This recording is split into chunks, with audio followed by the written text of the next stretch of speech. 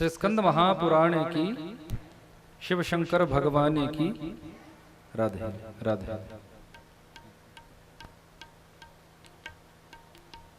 महात्मा जी ने कहा कि ठीक है, मैं 1 महीने के बाद आपके प्रश्नों का उत्तर दूंगा।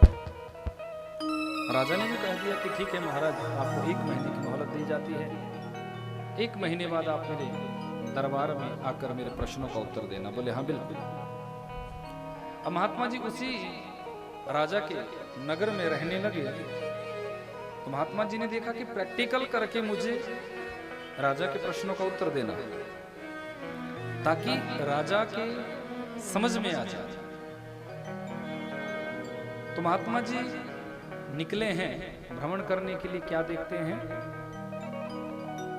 एक गैया चराने वाला साधारण सा ग्वाला महात्मा जी को दिखा। महात्मा जी ने सोचा कि चलो इससे ही थोड़ी सी मित्रता बनाई जाए। तो उस ग्वाले के साथ महात्मा जी ने मित्रता कर ली। 15 दिन में मित्रता हो गई। उसके साथ बैठे रहते हैं, आपस की चर्चाएं चलती है, आपस की बात चलती है। जब 1 सप्ताह महीने को पूरे होने में रह गया तो महात्मा जी ने अपने उस मित्र से कहा कि देखो, मैं तुम्हें महात्मा बनाना चाहता हूं, तुम बनोगे? अब ग्वाला कहने लगा, मैंने गैया चराई है, खेतों में काम किया है, जंगलों में भटका हूं, मैं महात्मा कैसे बन सकता हूं? बोले नहीं नहीं, यदि तुम मेरे मित्र हो तो मैं तुम्हें बनाऊंगा। और तुम बनना चाहोगे? बोले बनना तो चाहूंगा, पर कैसे बनाओगे? बोले वो काम मेरा, बस जैसा मैं कहता चलूं वैसा तुम करते रहे। अब ग्वाले को भी ऐसा हो गया कि कब मुझे महात्मा बनाए। होता है ना, कई बार मन होता है ना सबका कि हम भी महात्मा बन जाए, साधु बन जाए, संत बन जाए। पर संतों का जीवन क्या सरल है? ये विचार करना। भक्ति मार्ग में हम निकलना चाहते हैं, पर क्या भक्ति पथ इतना आसान है? भक्ति मार्ग इतना सरल नहीं है जितना दिखता है।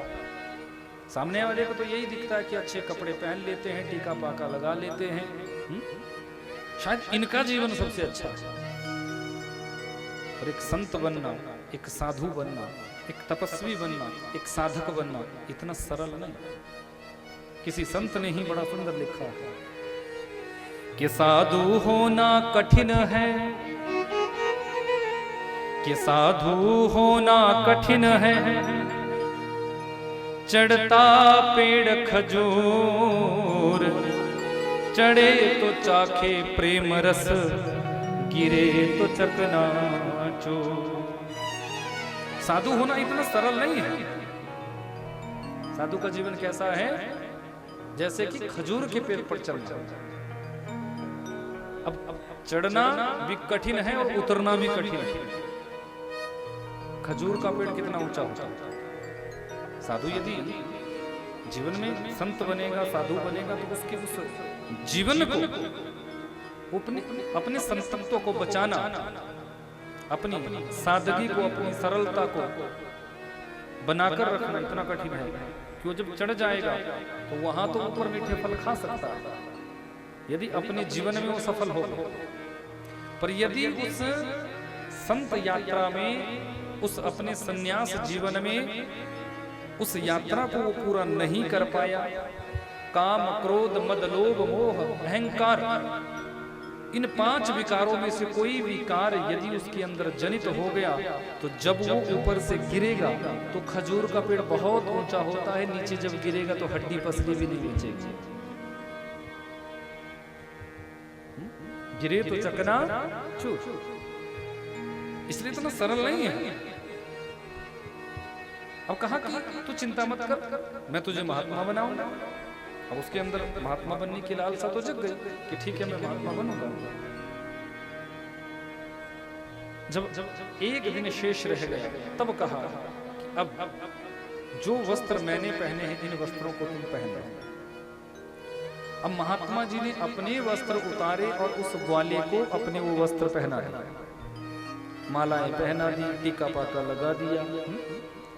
अब पहले ग्वाले लोग तो ऐसे रहते थे, जटाजूट तो होता ही था, दाढ़ी भी होती थी, बस वेशभूषा बदलने के का ही क्रम था। वेशभूषा बदली तो अब वो बन गए महात्मा, ये बन गए ग्वाला। बोले मुझे करना क्या है? तो महात्मा जी ने बताया कि आज मैं तुझे राज दरबार में लेकर चलूंगा, ऊंचे सिंहासन पर तुझे बिठाऊंगा। राजा तुमसे 3 प्रश्न करेगा कि ईश्वर एक है या अनेक है, वो रहता कहाँ है, यदि है तो रहता कहाँ है, और यदि वो कहीं रहता है तो करता क्या है। तो ग्वाला कहने लगा मुझे तो एक प्रश्न भी समझ में नहीं आया, तुम उत्तर देने की बात कर रहे हो।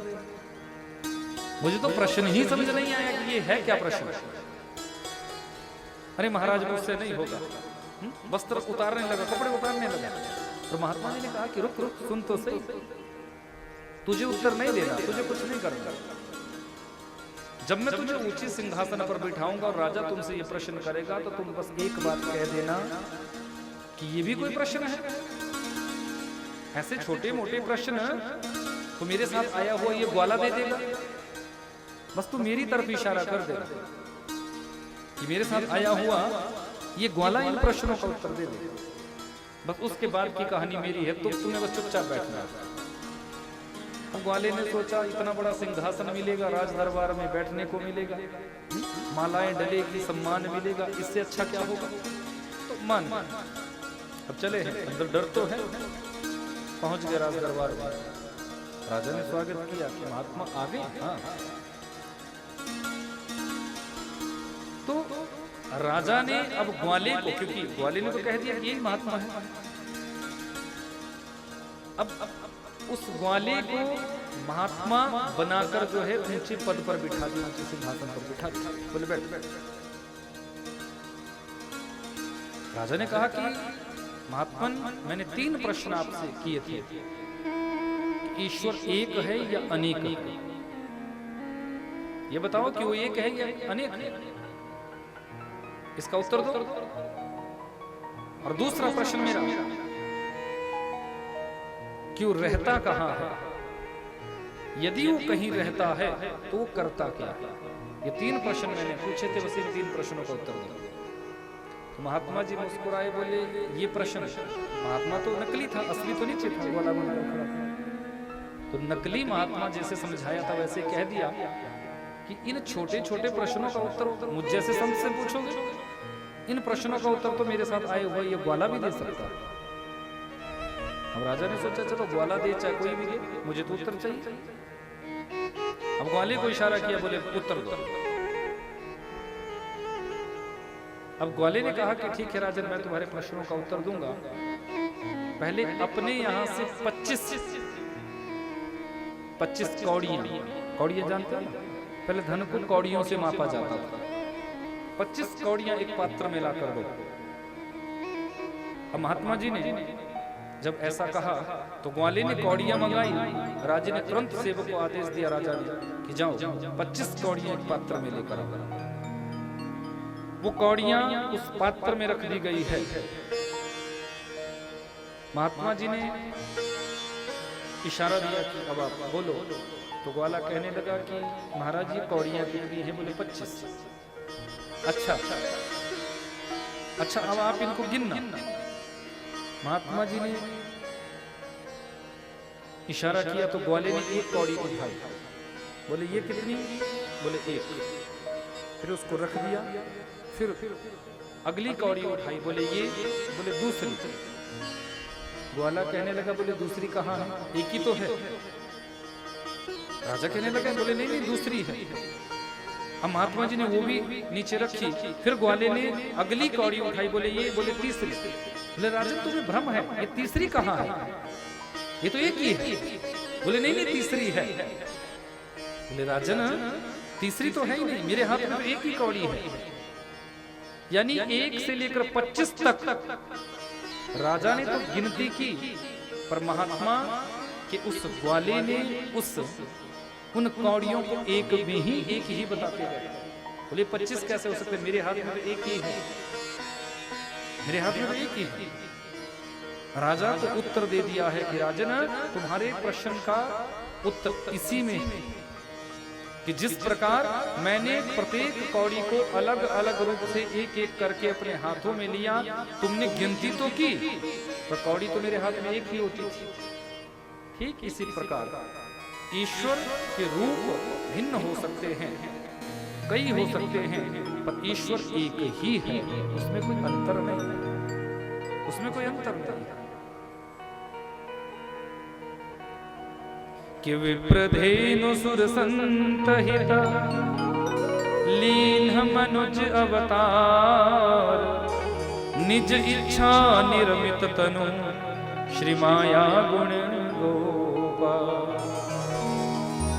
परमात्मा कभी कच्छप बनकर आते हैं, कभी वामन बनकर आते हैं, कभी नरसिंह बनकर आ जाते हैं, कभी वो किसी रूप में आ जाते हैं, पर उनका रूप एक ही है, वो अलग नहीं है, उन सबके रूप में वो एक ही है। राजा को अपने प्रश्न का उत्तर मिला। बोले दूसरे प्रश्न का उत्तर दो, क्यों रहता कहाँ है? अच्छा ठीक है, राजन ऐसे ही पूछे जा रहे हो, इतनी देर से मैं तुम्हें बता रहा हूं, कुछ खिलाओ पिलाओगे नहीं? बोले हाँ हाँ महाराज आज्ञा करो। बोले हम शुद्ध ब्राह्मण हैं, गाय का ही दूध पीते हैं, तो आप वही हमें पिलाएंगे तो हमें प्रसन्नता होगी। भेजा, बोले जाओ। सेवक को आदेश दिया, तुरंत चांदी के कटोरे में गाय का दूध लाया गया।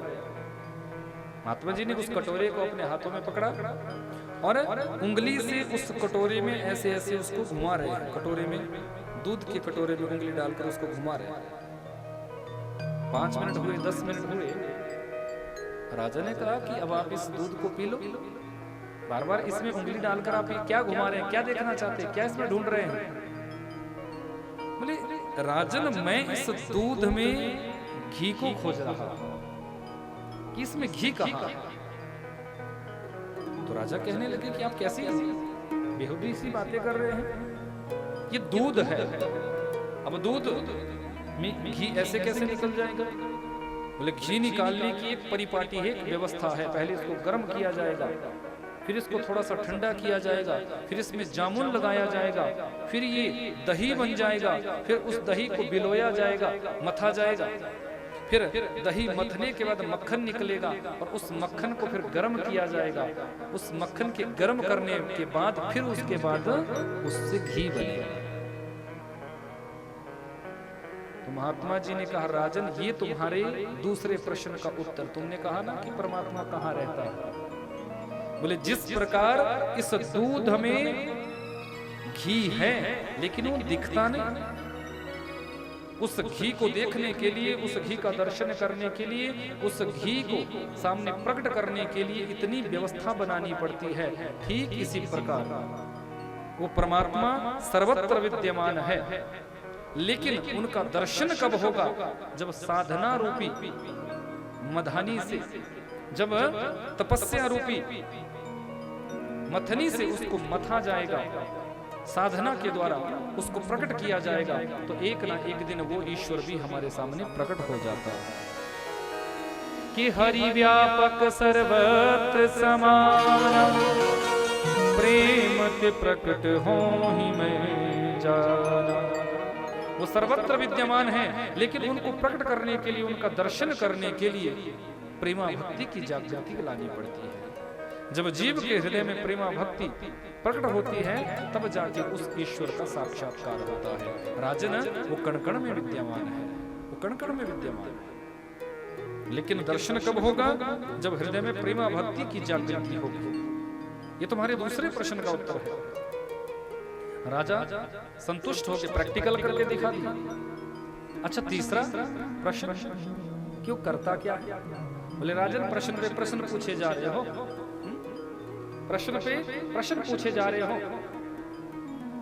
आप ऊंचे सिंहासन पर बैठे हो, महात्मा जी ऊंचे सिंहासन पर बैठे हैं और मैं नीचे खड़ा हूं, जबकि नियम ये है बताने वाला भी ऊंचे सिंहासन पर होना चाहिए। आप खुद इतने ऊंचे सिंहासन पर बैठे हो और मुझे नीचे खड़ा कर रखा। ज्ञान देने वाला ऊंचे सिंहासन पर होना चाहिए और ज्ञान लेने वाला नीचे होना चाहिए। तो राजा ने कहा कि क्या करूं? बोले मुझे ऊपर बिठाओ और आप खुद नीचे आ जाओ। तो राजा ने कहा ठीक है। अब राजा ने अपने सिंहासन पर ग्वाले को बिठा दिया और अपने आप जहां ग्वाला खड़ा था वहां पर जाकर राजा खड़े हो गए।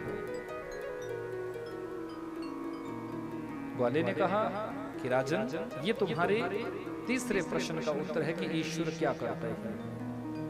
बस जैसे थोड़ी देर पहले आप इतने ऊंचे सिंहासन पर बैठे थे और मैं जमीन पर खड़ा था, लेकिन थोड़ी ही देर के बाद अब मैं तुम्हारे सिंहासन पर बैठा हूं और तुम मेरी जगह उस जमीन पर खड़े हो।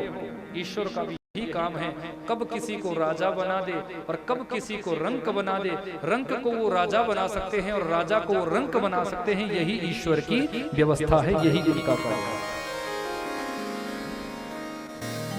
किसी को भी राजा बना सकते हैं, किसी को भी रंक बना सकते हैं। राजा को ज्ञान हो गया है, ज्ञान चक्षु राजा के प्रकट हो गए हैं, खुल गए हैं। ऐसा मनोभाव यहाँ स्कंद महापुराण की कथा कहती है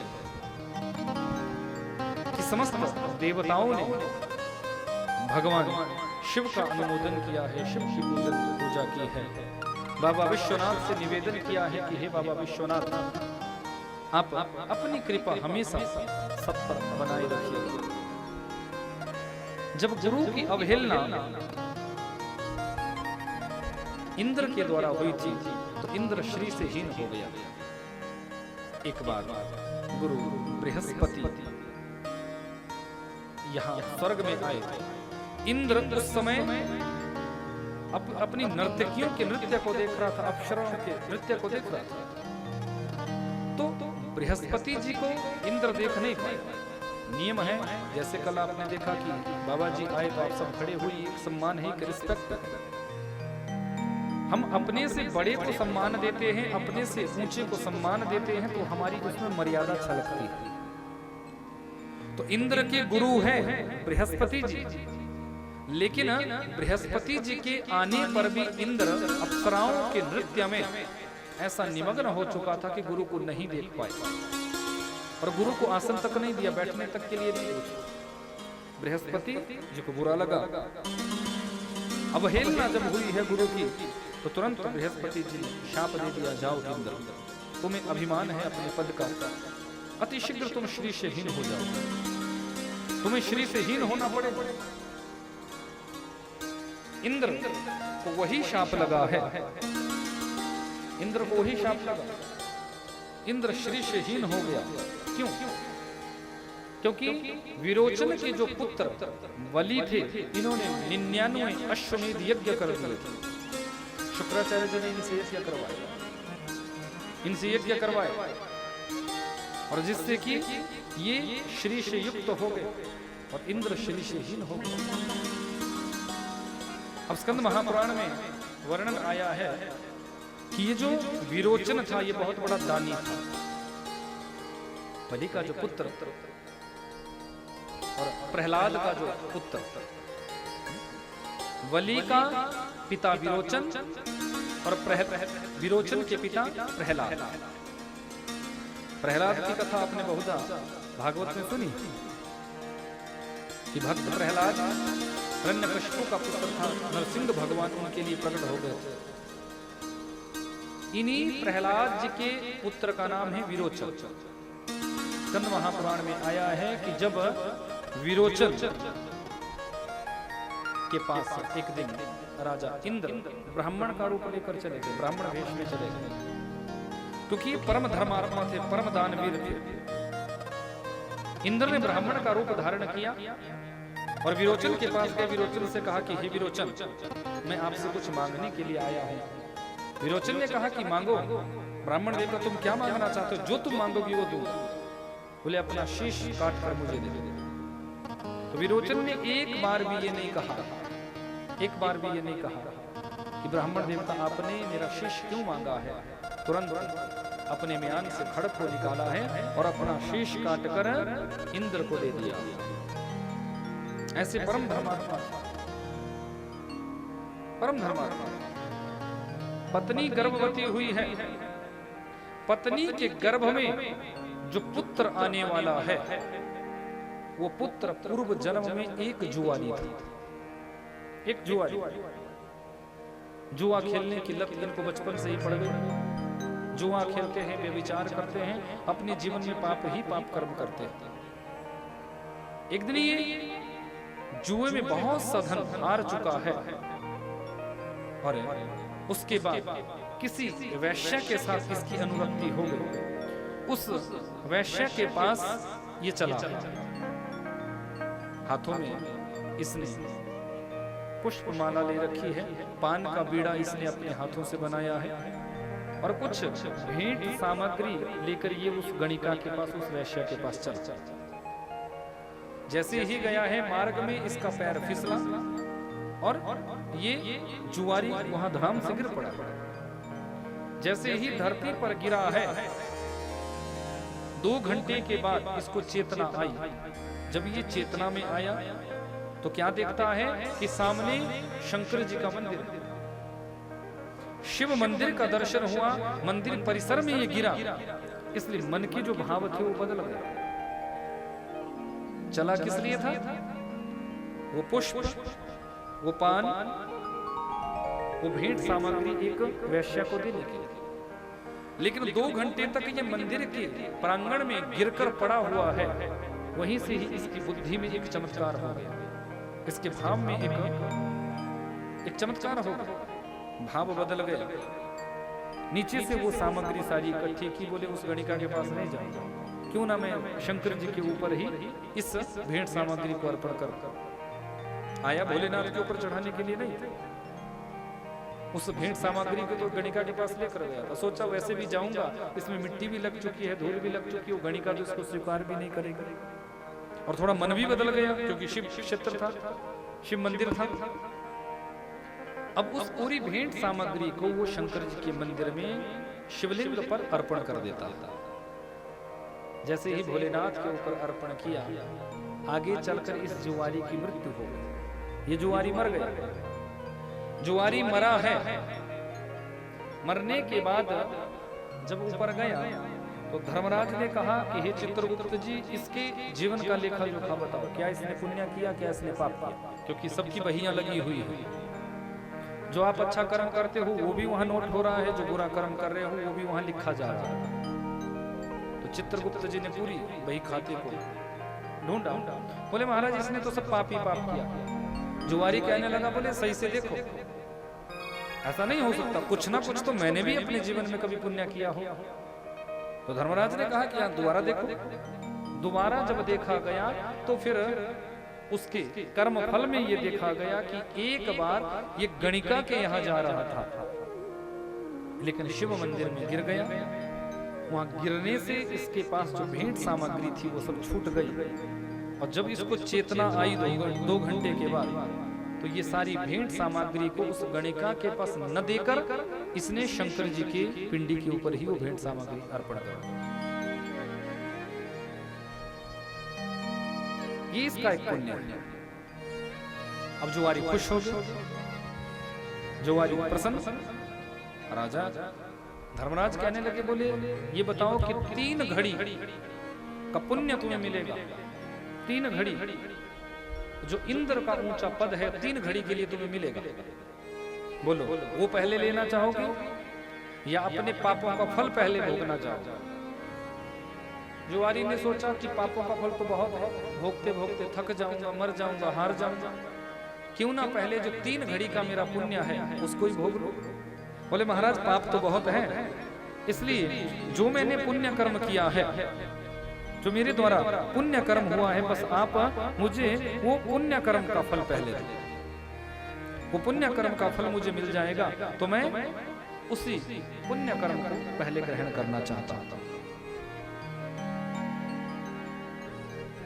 अब इसको इंद्र का पद दे दिया गया।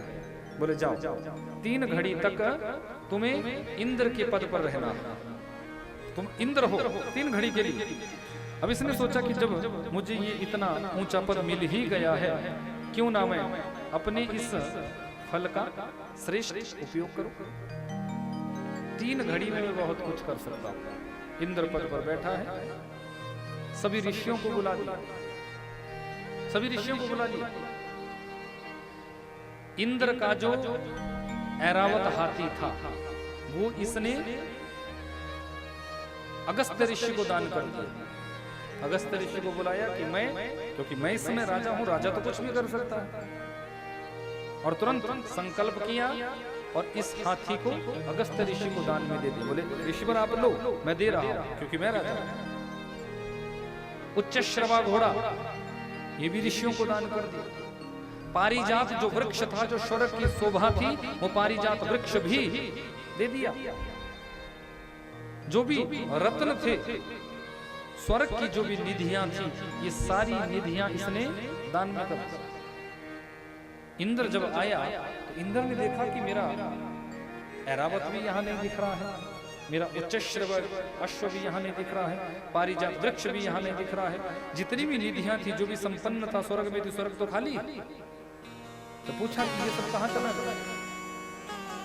तो इंद्र को पता चला कि 3 घड़ी के लिए जिस जुआरी को इंद्र का पद दिया गया था, उस जुआरी ने सब कुछ दान कर दिया। अब जुआरी को तो वही लगती ना, धरती पर वो जुए में सब कुछ हारा था, यहाँ उसने पुण्य कर्म करके सब कुछ उसने दान में दे दिया, सब कुछ दान में दे दिया।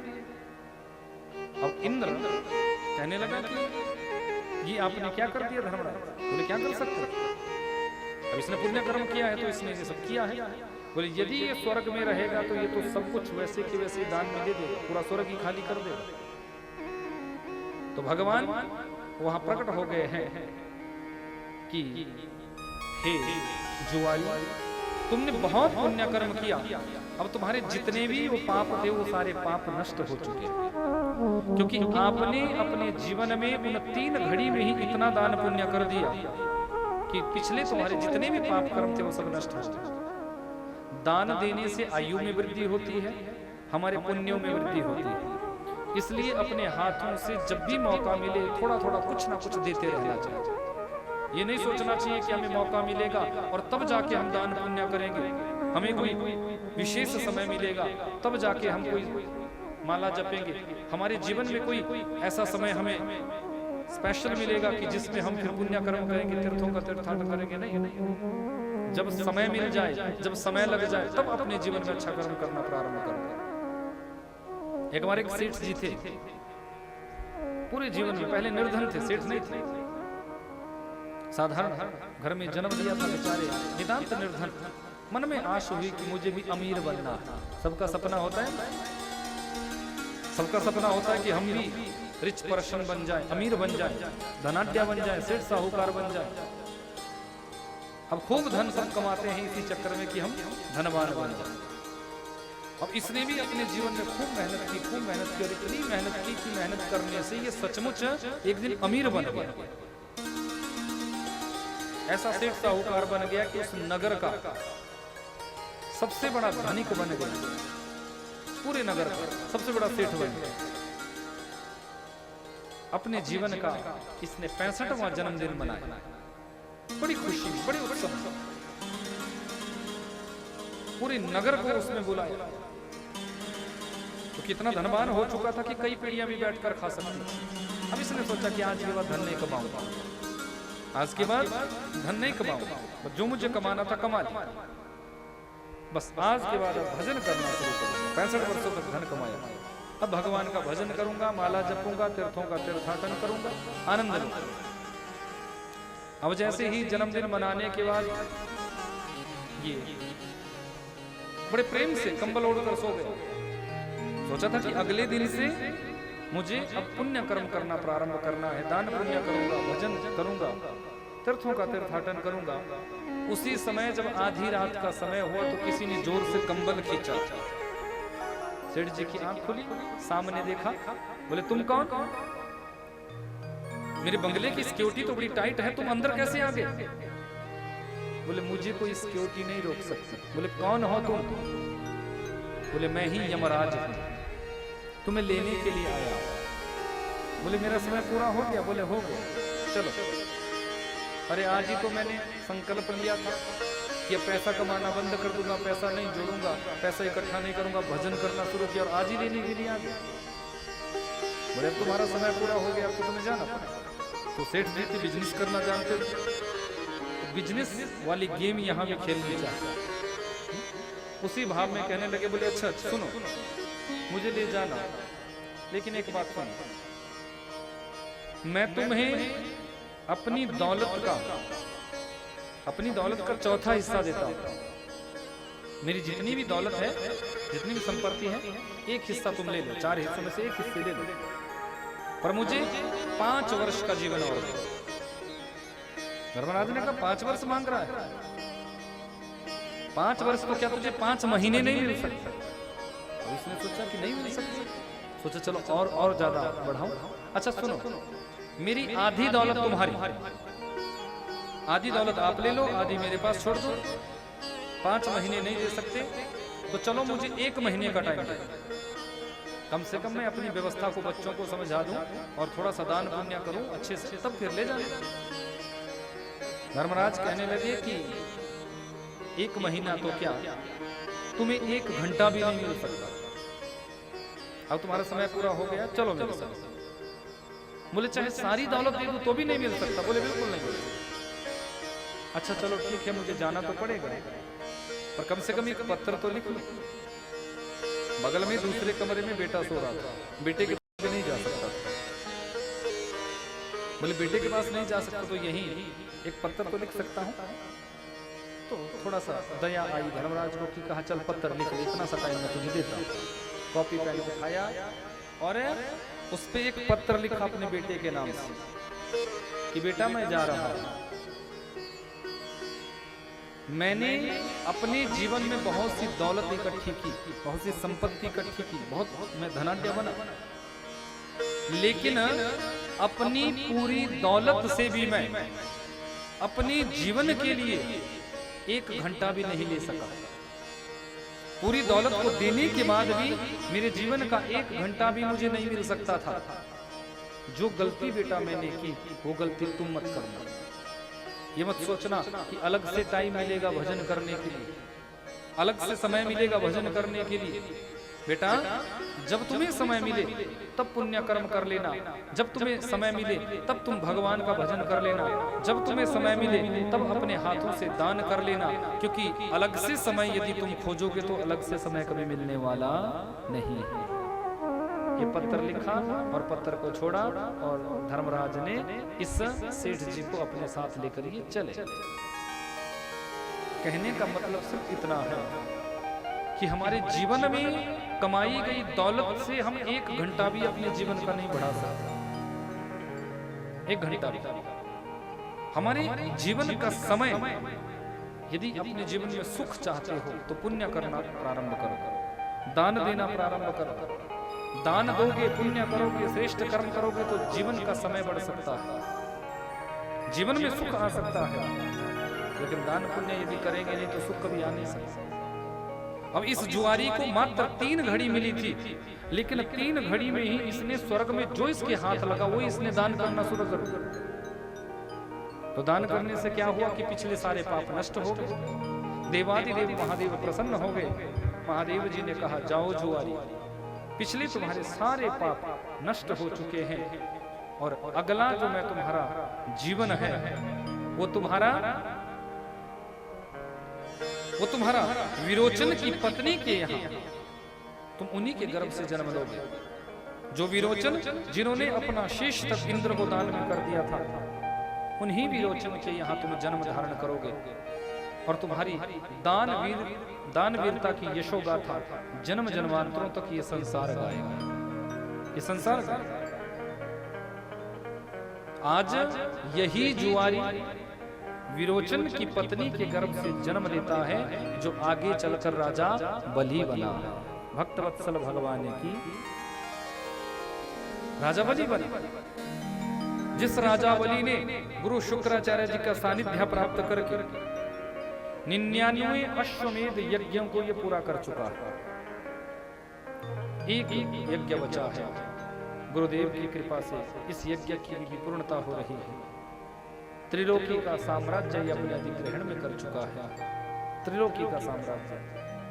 माता अदिति को बड़ा कष्ट हुआ, कश्यप जी के पास गई है। कश्यप जी ने कहा कि देवी एक उपाय है जिससे तुम्हारे पुत्रों को स्वर्ग की प्राप्ति हो सके। बोले कौन सा? बोले तुम्हें अपने जीवन में पयोव्रत को करना चाहिए। पयोव्रत भादो मास में इस व्रत को किया जाता है। तो माता अदिति ने शुक्ल पक्ष की प्रतिपदा से द्वादशी पर्यंत मात्र दुग्ध का पान करके, दूध का सेवन करके इस व्रत को किया जाता है। माता अदिति ने इस व्रत को किया। कश्यप जी ने कहा, अवश्य ही देवी, तुम्हारे यहाँ साक्षात नारायण अवतरित हो जाएंगे। माता अदिति ने इस व्रत को किया है और इस व्रत के करने के प्रभाव से साक्षात नारायण वामन बनकर इनके यहाँ प्रकट हो जाते हैं। बोले वामन भगवान की। अब यहाँ के आगे की कथा तो आपने भागवत में बहुत सुनी ही है कि फिर वामन भगवान गुरु बृहस्पति जी को प्रसन्न करने के लिए, गुरु दक्षिणा देने के लिए राजा बलि के द्वार पर जाते हैं और राजा बलि से त्रिलोकी की भिक्षा लेकर आए। राजा बलि ने 3 पग भूमि देने का जो संकल्प किया था, जब भागवत में तो आया है कि 1 पग में पृथ्वी को माप दिया था, दूसरे पग में पूरे त्रिलोकी को माप दिया था, तीसरा पग बचा था कि इसको कहां रखूं। लेकिन स्कंद महापुराण में आया है कि एक ही पग में मेरे परात्पर प्रभु ने पूरे ब्रह्मांड को माप दिया था। 2 पग बचे, इनको कहां रखूं। संकल्प करने के बाद भी यदि कोई संकल्प की पूर्णता नहीं करता है तो उसे नरकगामी होना पड़ा। तो यहां परात्पर प्रभु ने राजा बलि को बंदी बना दिया कि तुम मेरे बंदी हो, तुमने संकल्प किया पर उस संकल्प को पूरा नहीं किया, इसलिए बंधन में बांध दिया। सामने राजा बलि बंधन में पड़ा हुआ। उसी समय विंध्यावली आई। विंध्यावली ने कहा कि प्रभु, आपने मेरे पति को बंधन में डाल दिया। बोले हाँ, इसने संकल्प पूरा नहीं किया और जो संकल्प लेने के बाद उसकी पूर्णता नहीं करता उसको नरक जाना पड़ता है, उसको बंधन में बंधना पड़ता है। तो विंध्यावली ने कहा कि प्रभु, अभी तक आपने मेरे पतिदेव की संपत्ति को मापा है, अभी तो बहुत कुछ हमारे पास है। तो प्रभु ने पूछा कि क्या है तुम्हारे पास। बोले प्रभु, पहले चरण में ही आपने पूरे ब्रह्मांड को माप दिया, 2 चरण शेष है। तो मैं आपसे निवेदन करना चाहती हूँ कि दूसरा चरण मेरे पति के शीश पर रखो और बचा हुआ तीसरा चरण आप मेरे शीश पर रखो, आपके 3 चरण पूरे हो जाएंगे। ऐसा कहने पर विंध्यावली पर बड़े प्रसन्न हो गए हैं वामन भगवान। धन्य हो विंध्यावली, तुमने तो आज मेरे मन को ही जीत लिया, तुमने मेरे मन को जीत लिया। भगवान ने तुरंत राजा बलि को बंधनों से मुक्त किया। राजन, तुम्हारी पत्नी की वजह से आज तुम बंधन से मुक्त हुए हो। यदि कोई श्रेष्ठ सहधर्मिणी जीवन में आ जाए तो वो गिरने से भी बचा सकती है। पतनात त्रायते यस्य सा पत्नी, जो गिरने से हमें बचा दे वो पत्नी। और गिरने से बचाने वाली एक श्रेष्ठ नारी ही हो सकती है, एक पतिव्रता स्त्री ही हो सकती है, एक श्रेष्ठ स्त्री ही गिरने से हमें बचा सकती है, गिरने से बचा सकती है। तीनों के शीश पर चरण रखा मेरे परात्पर प्रभु ने। भगवान ने कहा, राजन जाओ, जो देवताओं के लिए भी दुर्लभ है वो सुतल लोक में आपको देता हूं। तुम सदा सर्वदा के लिए सुतल लोक के राज्य को भोगो। तो राजा बलि ने कहा कि प्रभु, मुझे तो ये कुछ चाहिए नहीं था, आपने फिर भी मुझे ये सुतल लोक दे दिया। बोले हाँ, चलो ठीक है प्रभु, यदि आपने दे ही दिया है तो एक निवेदन मैं आपसे जरूर करूंगा। भगवान ने कहा, मैं तुमसे बड़ा प्रसन्न हूं, तुम जो मांगोगे वो दूंगा। बोले प्रभु, मैं तो हमेशा आपके साथ रहना चाहता था, सदैव आपका दर्शन पाना चाहता था, सदैव मैं आपका दर्शन करता रहूं, बस यही मन में इच्छा थी। तो भगवान ने कहा कि जाओ राजा बलि, सुतल लोक में भी मैं तुम्हारे द्वार का द्वारपाल बनकर रहूंगा। आते जाते हर समय तुम मेरा दर्शन किया करोगे। तो मेरे वामन भगवान साक्षात नारायण एक रूप से राजा बलि के द्वार के द्वारपाल बन गए। देवी लक्ष्मी जी के मन में भाव आया कि नारायण महाप्रभु कहां चले, तो वापिस नहीं आए, क्योंकि नारायण महाप्रभु तो सुतल लोक में बैकुंठ खाली। देवी लक्ष्मी जी को बड़ी चिंता हो। देवी लक्ष्मी जी ने सोचा कि कैसे मैं अब अपने प्रभु को पाऊं, कहां मेरे प्रभु चले गए। तो संत नारद जी नारायण नारायण करते हुए आए और देवी लक्ष्मी जी को सूचना दी है। देवी बोले, हे देव ऋषि, आप तो परम भक्त हैं हमारे नारायण महाप्रभु के, आपके प्रभु इस समय कहाँ है। देवी लक्ष्मी जी से कहा कि हे देवी, इस समय हमारे नारायण प्रभु राजा बलि के द्वार पर सुतल हो, क्योंकि भगवान वचन दे चुके हैं कि मैं सदा सर्वदा के लिए तुम्हारे द्वार पर ही रहूंगा। राजा बलि को अब वो बैकुंठ में नहीं आएंगे, वो तो राजा बलि के ही यहाँ रहेंगे। तो देवी लक्ष्मी जी ने कहा कि देव ऋषि, आप तो संत हैं, मुझे बताओ कि कैसे मैं अपने प्रभु को लाऊं। बोले, देवी राजा बलि के द्वार पर त्रिलोकी की भिक्षा मांगने के लिए नारायण भी गए, तो आप लक्ष्मी हैं, आप भी यदि मांगने के भाव से जाओगी तो अवश्य ही राजा बलि के यहाँ से आप प्रभु को ला सकते हैं। तो समय आया है रक्षाबंधन का। यहाँ से देवी लक्ष्मी जी ने प्रयोजन ढूंढा है कि कैसे जाऊं, जिससे कोई परिचय नहीं, जिससे कोई बात नहीं, उससे कैसे मांगू। तो देवी लक्ष्मी जी बहन बनकर रक्षाबंधन वाले दिन बहन बनकर राजा बलि के द्वार पर गए। राजा बलि तो राखी बांधी, और राखी बांधने के बाद पूछा राजा बलि ने कि तूने मुझे भाई कहा है, आज से तू मेरी बहन है, तो बहन जो तू मांगेगी वही मैं आज तुझे दूंगा। तो कहा कि बस आपके द्वार पर ये जो द्वारपाल बैठा है, इस द्वारपाल को मैं चाहता हूं, मैं इस द्वारपाल को लेना चाहती हूँ, इस द्वारपाल को मुझे दे। तो राजा बलि ने कहा कि ये तो मेरे प्राण हैं, ये तो मेरे प्राण हैं, मैं इनको कैसे दे सकता, ये तो मेरे अति प्रिय है, ये तो मेरे परात्पर प्रभु, मैं इनका दर्शन पाता रहता हूँ, जब भी अंदर जाता हूँ द्वार पर इनका दर्शन करता हूँ, बाहर निकलता हूँ द्वार पर इनका दर्शन करता हूँ, आप इन्हें ले जाने की बात कर रही हैं।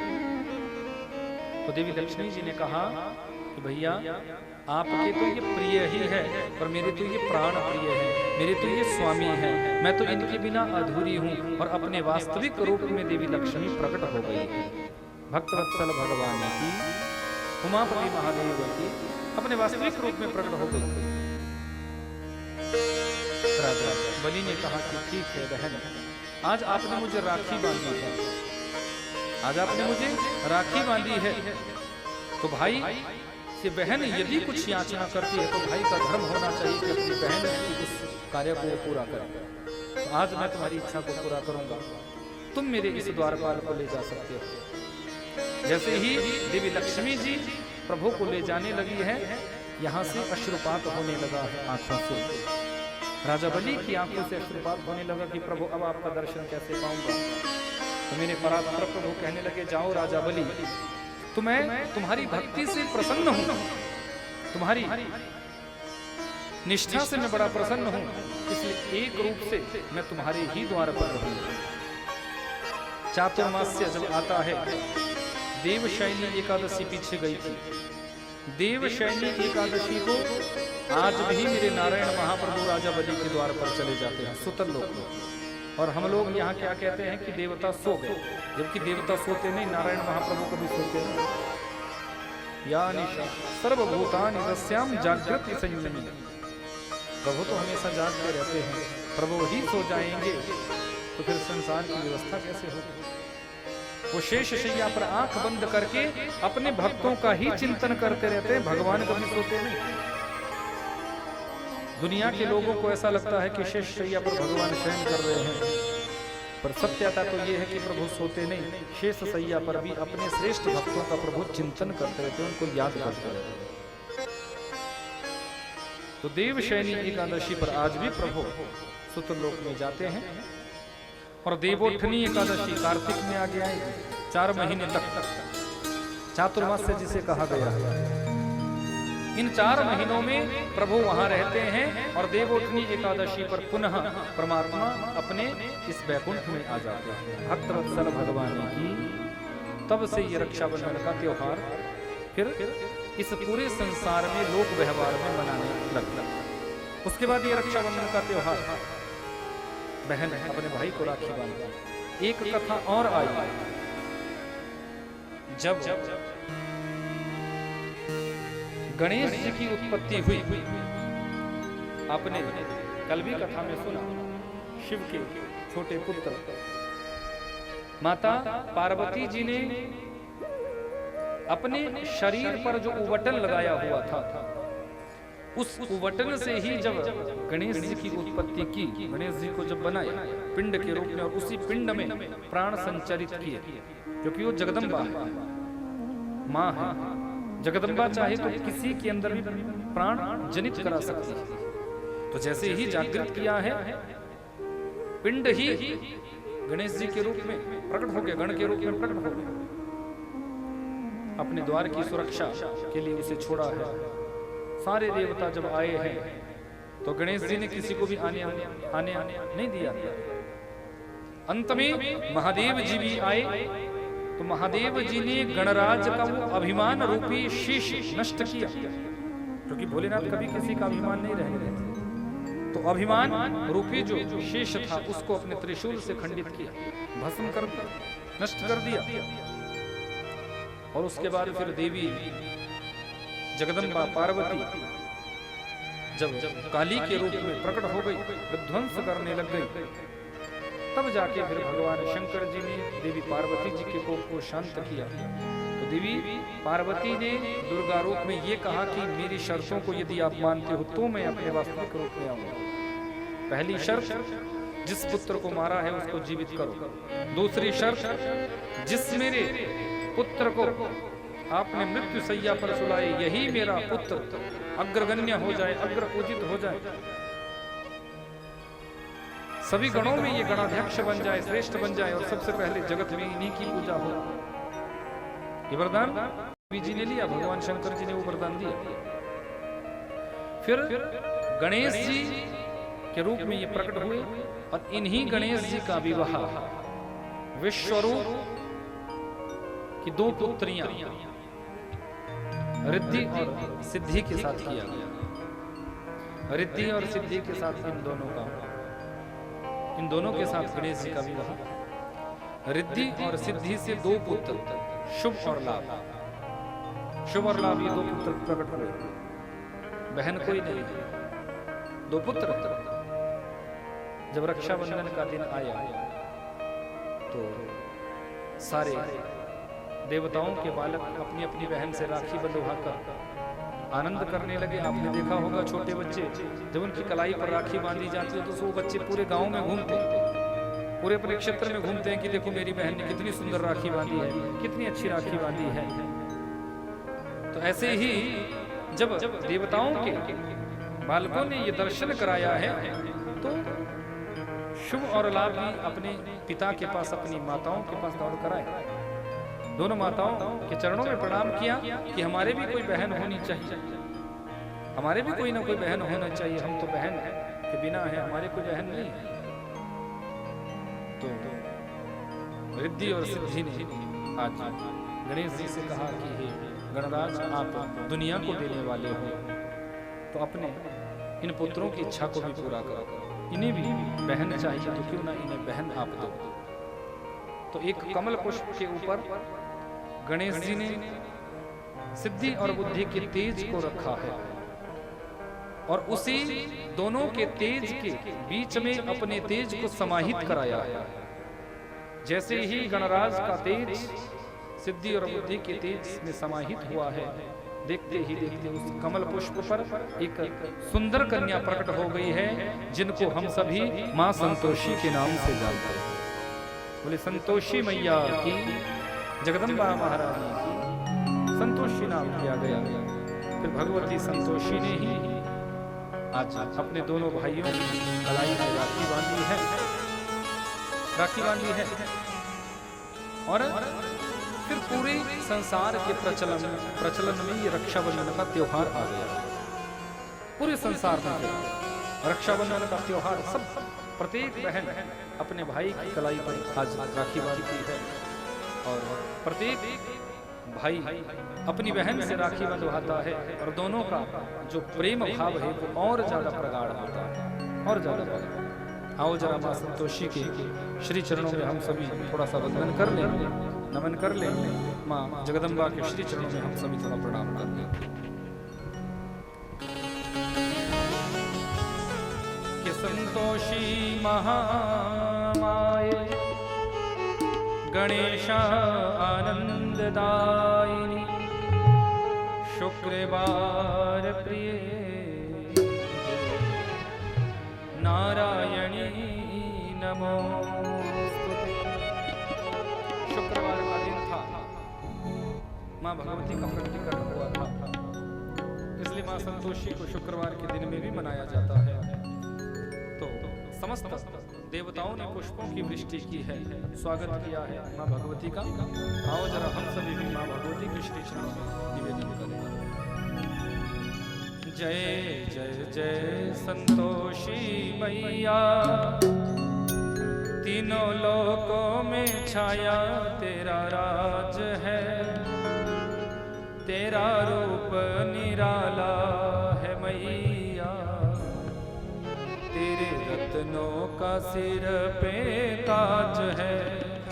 जय जय जय संतोषी मैया, तीनों लोकों में छाया तेरा राज है, तेरा रूप निराला है मैया, तेरे रत्नों का सिर पे ताज है।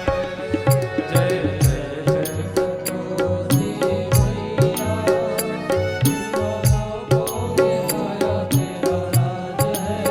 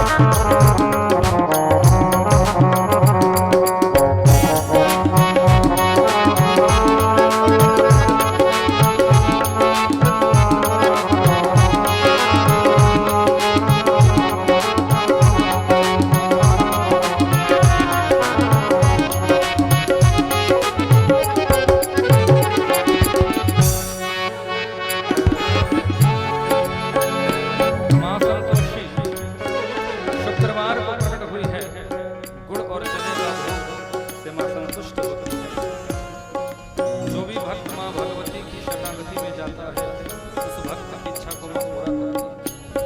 सभी देवगण कह रहे हैं जल पर थल और थल पर सृष्टि अद्भुत तेरी माया है। जल पर थल और थल पर सृष्टि अद्भुत तेरी माया है। जल पर थल और थल पर सृष्टि अद्भुत तेरी माया है। जल पर थल और थल पर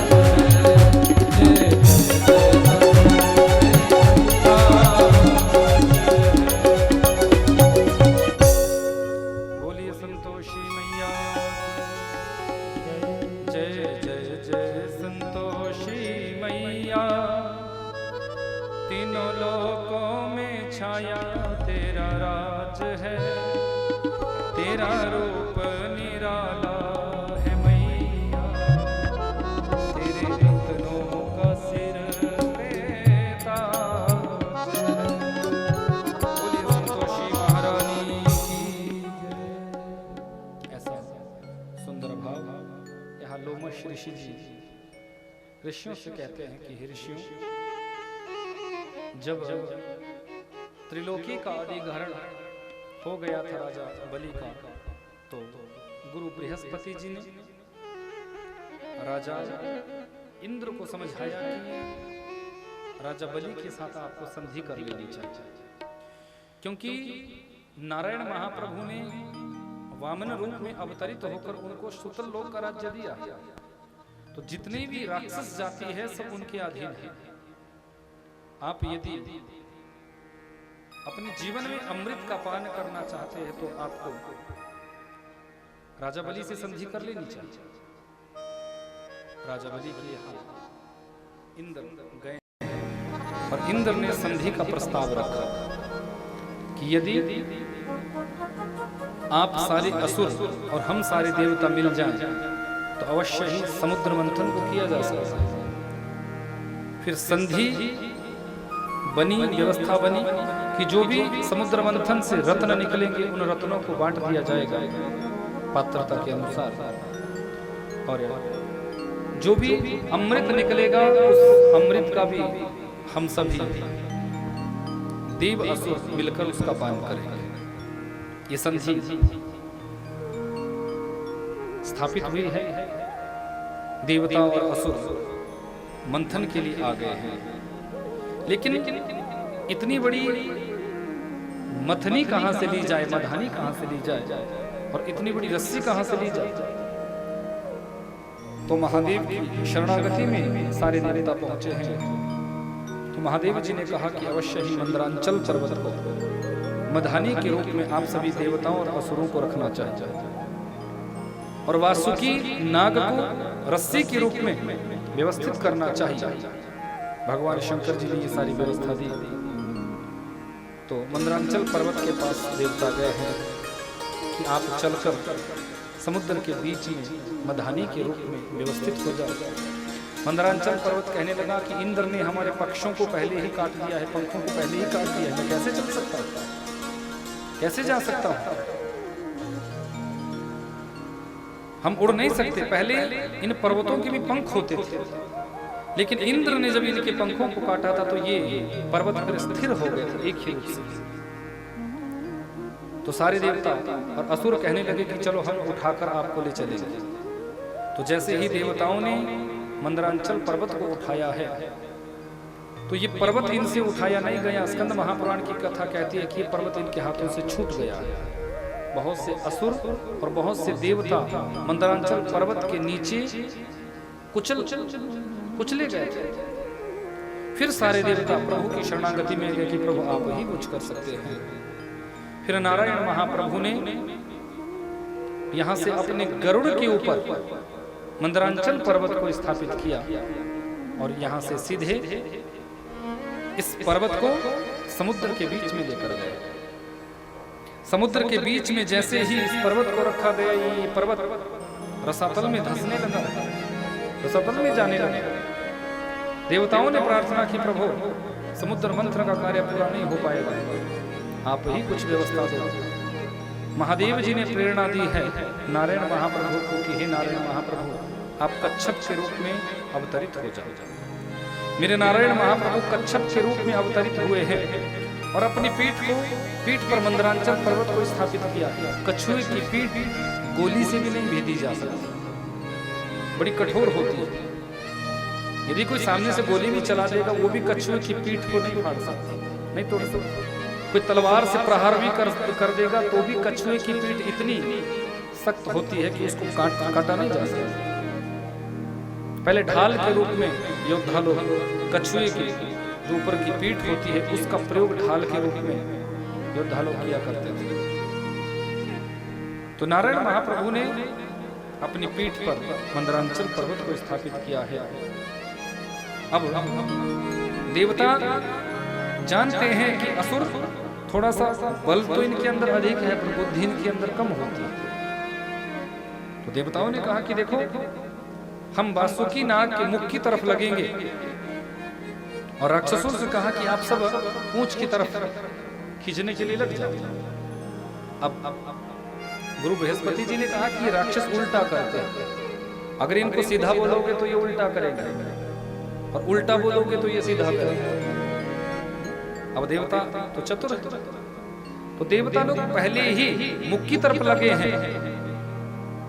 तो राक्षसों ने कहा कि नहीं, इसमें हमारा बल और पुरुषार्थ क्षीण हो रहा है, हम पूंछ की तरफ नहीं जा सकते, हम पीठ की तरफ नहीं जा सकते, हम तो सामने की तरफ से ही खड़े होंगे, क्योंकि देवता तो चाहते ही ऐसा था कि ऐसा हो जाए।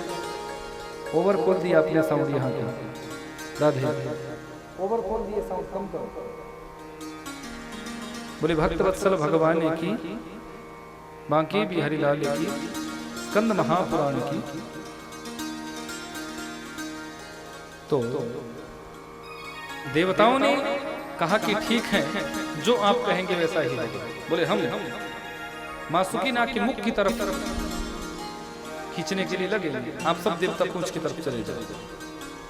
अब सारे देवता पूंछ की तरफ चले गए और राक्षस लोग मुख की तरफ आए। अब जैसे ही वासुकी नाग को रस्सी बनाकर ये एक दूसरे को खींचते हैं, एक तरफ से देवता खींचते हैं, फिर राक्षस खींचते हैं, तो मंथन जब होने लगा, वासुकी नाग के शरीर पर जब खिंचाव पड़ा है तो वासुकी नाग के मुख से विषाक्त फुंकार निकलने लगी, विष युक्त फुंकार निकलने लगी। विष जब निकलने लगा तो आगे आगे जितने भी राक्षस खड़े थे, ये राक्षस काले पड़ गए, इनका चेहरा काला हो गया, दग्ध हो गया। जब किसी का चेहरा गर्मी से जल जाए तो वो चेहरा काला पड़ जाता है, तो राक्षसों का चेहरा भी काला हो गया। पहले राक्षस इतने काले नहीं होते थे,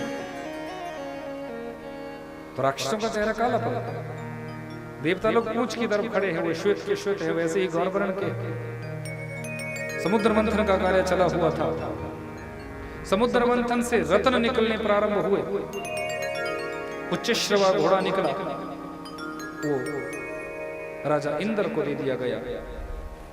ऐरावत हाथी निकला, ऐसा अद्भुत हाथी कि जिसके 4 दांत हैं। दुनिया के जितने भी हाथी हैं उनके 2 ही दांत होते हैं, लेकिन ऐरावत हाथी 10,000 हाथियों का बल अकेले ऐरावत हाथी में होता है। उसके 4 दांत और कई मुख हैं, तो ये ऐरावत हाथी स्वर्ग के राजा इंद्र की शोभा में दिया गया है। उसी समय दिव्य रत्न निकले हैं, ये रत्नों को भी बांटा गया है। पारिजात वृक्ष निकला, ये स्वर्ग की शोभा में दे दिया गया। मंथन हो रहा है, मंथन करते करते देवी लक्ष्मी जी का प्रकटीकरण हुआ है। देवी लक्ष्मी सुंदर रूप में प्रकट हुई है। अब लक्ष्मी जी का वर्णन तो नारायण ही कर सकते हैं, इसलिए नारायण महाप्रभु ने देवी लक्ष्मी जी का वर्णन किया है। बहुत कुछ निकलने के बाद अब समुद्र से अमृत तह तक वो पहुंचे, लेकिन अमृत से पहले कालकूट जो विष था वो विष बाहर निकला, भयंकर विष।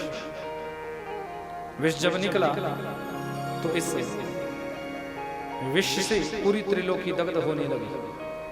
सारे राक्षस, सारे देवता भयभीत हो गए कि अमृत तो बाद में पिएंगे, पहले ये विष यदि इससे बचेंगे तो ये विष सबको दग्ध कर देगा, जलाकर राख कर देगा, जलाकर भस्म कर देगा, कोई बचेगा नहीं।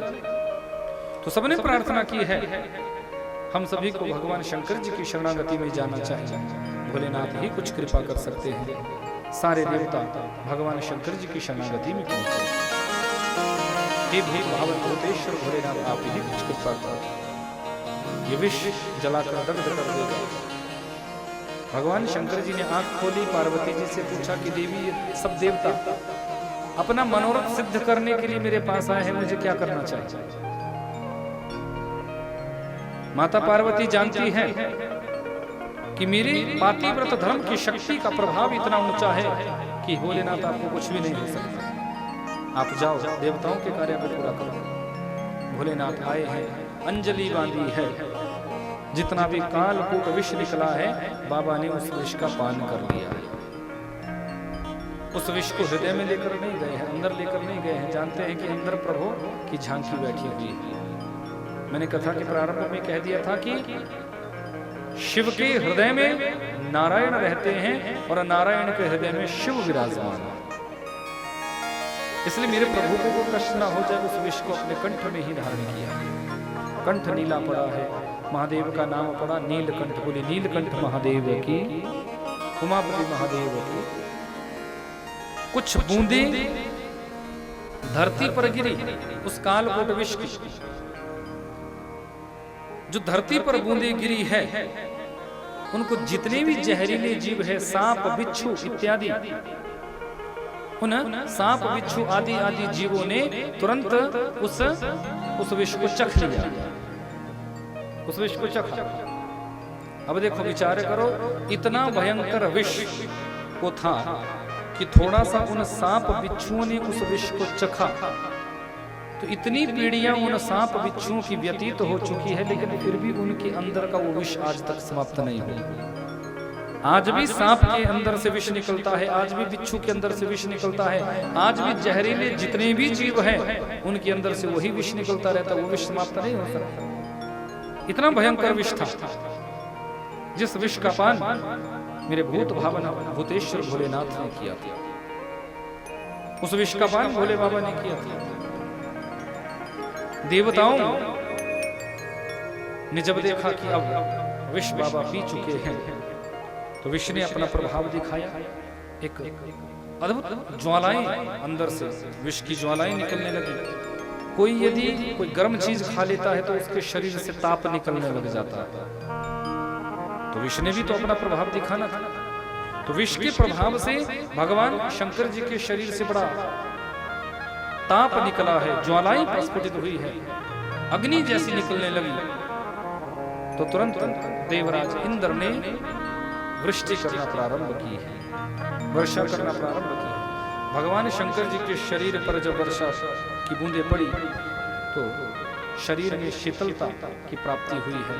भगवान शंकर जी ने इंद्र को आशीर्वाद दिया, जाओ इंद्र, तुम सदैव श्री से युक्त बने रहोगे, ये मेरा आशीष है। और जो भी मेरा अभिषेक करेगा मेरे ऊपर सावन के महीने में जलधार अर्पण करेगा, मैं उन सभी भक्तों से प्रसन्न हो जाऊंगा। जलधारा शिव प्रिय, भोले बाबा जल की धार से ही प्रसन्न होते हैं, जल की धार से ही। तब से लेकर आज तक ये कांवड़ियों का जो आपने देखा अभी पीछे, कांवड़ी लोग जो है कोई गोमुख से जल भर रहा है, कोई नैमिषारण्य से जल भर रहा है, कोई हरिद्वार से जल भर रहा है, कोई गढ़गंगा से जल भर रहा है। वहां से दिव्य गंगा जल को भरकर शिव के ऊपर समर्पित कराते रहते हैं और शिव उनकी भक्ति से प्रसन्न हो जाते हैं, उनके समस्त मनोरथ सिद्ध कर देते हैं, मनोरथ पूरे कर देते हैं। तो ये कांवड़ियों की व्यवस्था, जल अर्पण करने की व्यवस्था उस समय से बनी। महादेव जी ने श्रीयुक्त होने का वरदान दिया इंद्र को। अब पुनः मंथन प्रारंभ हुआ है। अब मंथन जब करने लगे हैं तो साक्षात नारायण ही धनवंतरी का रूप लेकर, जो आयुर्वेद के प्रवर्तक है वो धनवंतरी भगवान, हमारी जितनी भी औषधियां हैं, जितना भी आयुर्वेद है, इसके प्रवर्तक धनवंतरी भगवान। धनवंतरी भगवान अपने हाथों में एक दिव्य अमृत का कलश लेकर प्रकट हो गए हैं। बोले धनवंतरी भगवान की, ये नारायण का ही अंशावतार है। सारे राक्षस दौड़ पड़े हैं, अमृत निकल गया, अमृत निकल गया। सारे देवता भी दौड़ पड़े, राक्षस भी दौड़ पड़े। धनवंतरी भगवान ने देखा कि अरे ये सब राक्षस मेरी ओर आ रहे हैं, ये राक्षस तो अमृत का पान कर जाएंगे, और यदि राक्षसों ने अमृत का पान कर लिया तो ये अजर अमर हो जाएंगे, कभी मरेंगे नहीं, ये अधर्म के मार्ग पर चलेंगे, अधर्म को ही संसार में बढ़ा देंगे। इसलिए तुरंत धनवंतरी भगवान ने वो अमृत का कलश देवताओं को सौंपा है। देवता लोग इस अमृत के कलश को लेकर भागे। जैसे ही भागे हैं, पीछे राक्षस दौड़े हैं, झपटा झपटी होने लगी, राक्षस दौड़े हैं। राक्षस चाहते हैं कि हम अमृत पी जाएं, हम अमृत पी जाएं, लेकिन देवता ऐसा होने नहीं देना चाहते, क्योंकि देवता जानते हैं कि यदि ये राक्षस अमृत पी लेंगे तो फिर अधर्म ही अधर्म दुनिया में बढ़ जाएगा। तो जैसे इनमें छीना झपटी हुई है, तो धरती के कुछ स्थानों में वो अमृत के कुछ बूंदे गिरी। नासिक में वो अमृत गिरा, प्रयागराज में वो अमृत गिरा, हरिद्वार में वो अमृत गिरा, उज्जैनी में वो अमृत गिरा। इन स्थानों पर अमृत गिरने मात्र से ही आज भी वहां 4 वर्षों के बाद कुंभ का आयोजन होता है। प्रत्येक 4 वर्षों के बाद, 12 वर्षों के बाद जिस स्थान पर आज कुंभ होगा, अगले 12 वर्षों के बाद उस स्थान पर दूसरी बार कुंभ लगेगा। 4 वर्षों के बाद वो रिपीट होता रहता है। बीच में अर्ध कुंभ भी आती है, लेकिन पूर्ण कुंभ 4 वर्षों के बाद ही अगली जगह लगता है, यानी 12 वर्षों के बाद ही पूर्ण कुंभ एक स्थान पर आता है। आज भी वहां अमृत तत्व की जागृति हो जाती है, उसमें लोग स्नान करते हैं, अपने पापों से मुक्त हो जाते हैं और अपनी इस काया को निश्चल बना देते हैं, निष्पाप कर लेते हैं। उमापति महादेव की, शिव शंकर भगवान की ऐसी व्यवस्था हुई। मेरे नारायण महाप्रभु ने देखा कि ये देवता और असुर आपस में युद्ध ही करते रहे, तो तुरंत मेरे नारायण महाप्रभु ने मोहिनी का रूप धारण किया। बोले मोहिनी भगवानी की, मोहिनी का रूप धारण किया। जैसे ही मोहिनी रूप में मेरे नारायण महाप्रभु आए हैं, तो